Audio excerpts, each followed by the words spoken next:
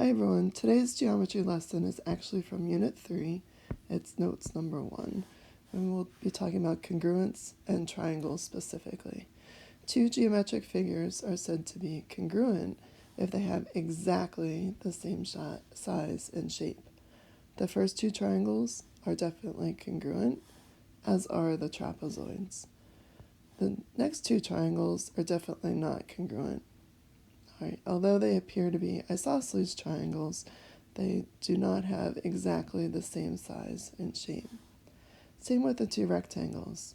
They're not congruent because you can see that one is definitely longer and thinner than the other one. In two congruent figures,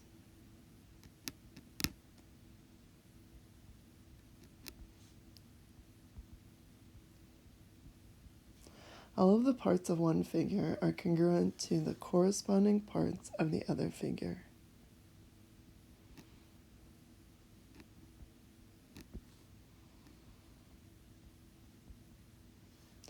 In congruent polygons, this means that corresponding sides and corresponding angles are congruent. And you'll see what I mean by corresponding in a second. When you write a congruent statement for two polygons, you must always list the corresponding vertices in order. For example, if you look at the two triangles below, we're going to write a congruent statement.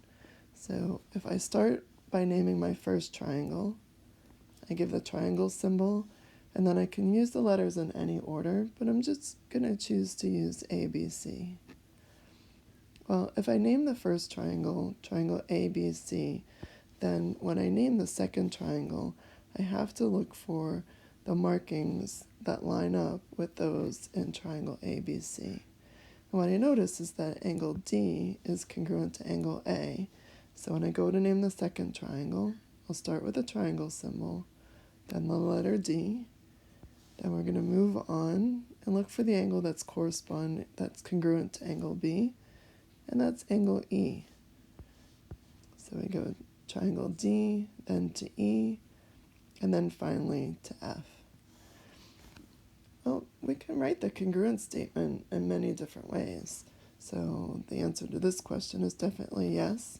I could have written the congruent statement as triangle CAB, congruent to, and then that's going to change up the order of the second triangle to be triangle FDE. And we'll do one more. Let's say I name the first triangle BCA. Well, then the second triangle would have to be named triangle EFD. So in here, we have pairs of congruent corresponding angles. So angle A corresponds to angle D, and they're congruent. Angle B corresponds to angle E, so they are congruent. And finally, angle C and angle F are congruent. The corresponding sides, again, look for the markings. If I just go in alphabetical order for the first triangle, segment AB has 2 tick marks on it. So notice that that corresponds to segment DE in the second triangle. So AB is congruent to DE. And I want you to notice that this is also the order in which they appear in the triangle names. All right, and that could be helpful for setting up and solving problems too. All right, if I continue on, line segment BC is congruent to line segment EF. So now I can determine that either from looking at the marking or by looking at the names. Okay, they are corresponding parts. All right, and finally, the last pair of sides would be side AC. All right, all the way over here. Let's get another color in here. This side right here with 3 tick marks, and that's going to correspond to line segment DF. Okay, so you see how they're marked congruent in the picture, but they're also in the same position in the names when you write the congruent statement. Okay, next we're going to use a congruent statement and a pair of congruent figures to answer a series of questions. First of all, we don't have a symbol when we name polygons congruent to each other. It's just for triangles that you need to put the triangle in there. So when I see this congruent statement, this automatically tells me that angle G is congruent to angle M, angle H is congruent to angle L, and you can mark these in your picture too. So G congruent to M, so this would be 102. H down here is congruent to angle L. If I continue on, it would be angle I congruent to angle K. So I'll give that a different mark. And finally, angle J would be congruent to angle N. So give that 2 marks and that 2 marks. Okay, so I'm getting this right from the congruent statement. So G corresponds to M and so forth. So in our list, we have angle G congruent to angle M, and we could do the same thing with the sides. So using the letters that I see in here, I have GH congruent to ML,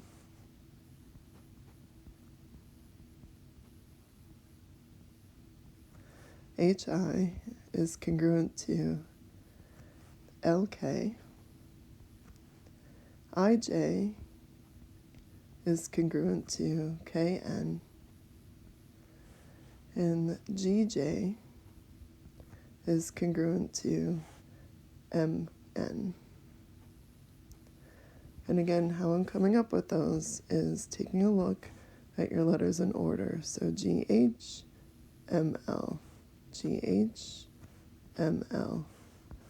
The next two, HI, LK, HI, LK. And you keep going. IJ, the last two, KN, IJ, KN. And then the one that's a little tricky, you want to take the first and the last letter, so GJ, MN. Now if you wanted to, if it is helpful, then you can mark your picture too. GH, congruent to ML, so 1 tick mark. HI, congruent to LK, 2 tick marks. IJ, congruent to KN. And finally, GJ, congruent to MN.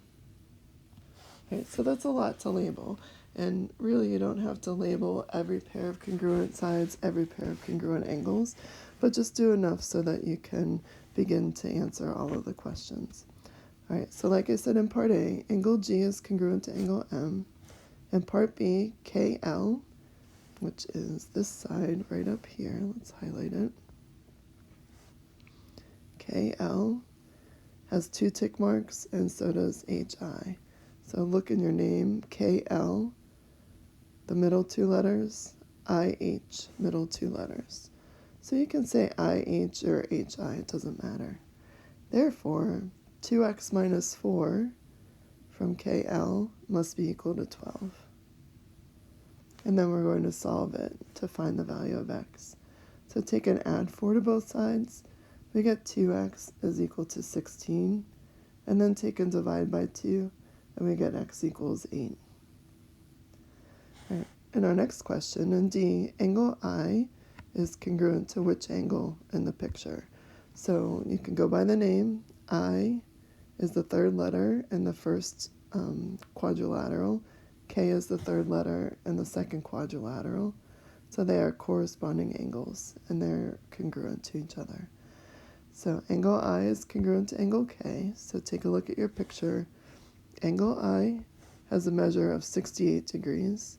Angle K has a measure of 6y plus x. So that allows us to write the equation 68 equals 6y plus x. Now we know x from the previous question, so we can substitute and say 68 is equal to 6y plus 8. And now we're going to solve for y. So subtract 8 from both sides, and we get 60 is equal to 6y, and take and divide by 6, and you get y is equal to 10. All right, in geometry, we have a theorem called the third angles theorem, and it's helpful for proving pairs of angles congruent. And it says if two angles of one triangle are congruent to two angles of another triangle, then the third angles are congruent. So let's just say we had triangle ABC, and we knew that the angles in ABC, or two of the angles, were 70 degrees and 50 degrees. And let's say we had a second triangle, DEF, and angle D was 70 degrees, and angle E was also 50 degrees. And I know I didn't draw the triangles so they're exactly the same. Well, what this theorem says is that if this is true, if these two angles are congruent, and this pair of angles is also congruent, then angle C has to be congruent to angle F. All right, and the reason for this is because the sum of the angles in a triangle is 180.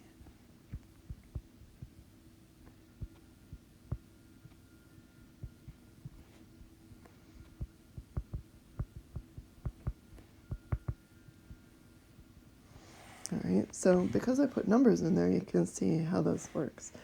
70 plus 50 would be 120, and that would leave us with 60 degrees for this third angle, and the same with this triangle. All right, so if two angles of one triangle are congruent to two angles of another triangle, then the third angles must be congruent. Okay, we're going to use this theorem in a proof. Right? It says prove that the triangles pictured below are congruent. So first we have a lot of given information, and it's all marked for us. Okay, so we have AD congruent to CB. We have DC congruent to BA. We have angle ACD, that's this angle, congruent to angle CAB, that one. Angle CAD, this angle, congruent to angle ACB, this one. And we're going to prove that these two triangles are congruent. All right, in order to prove the two triangles congruent, we need to prove that all three pairs of angles are congruent and all three pairs of sides are congruent. So we have a lot of given information. We only have to prove two little things. So first, come in and put all of that awesome given information onto line 1.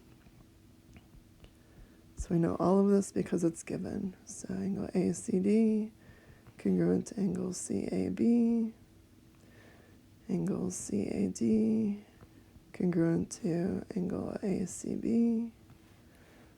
So all of that is given. That's a little bit unusual to have that much given information. All right, we're going to go back a ways, and we're going to try to prove this third side congruent because we need all three pairs of corresponding sides congruent.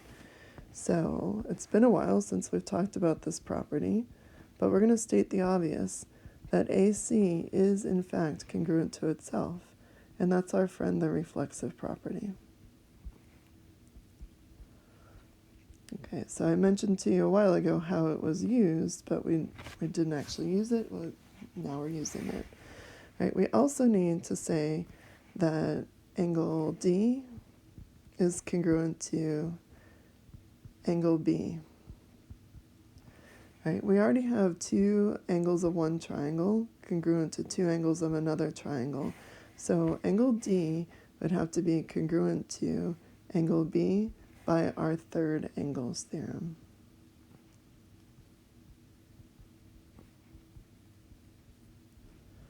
All right, we've proved that all three pairs of corresponding sides are congruent and all three pairs of corresponding angles are congruent. Now we can say that triangle ACD is congruent to triangle CAB by the definition of congruent figures.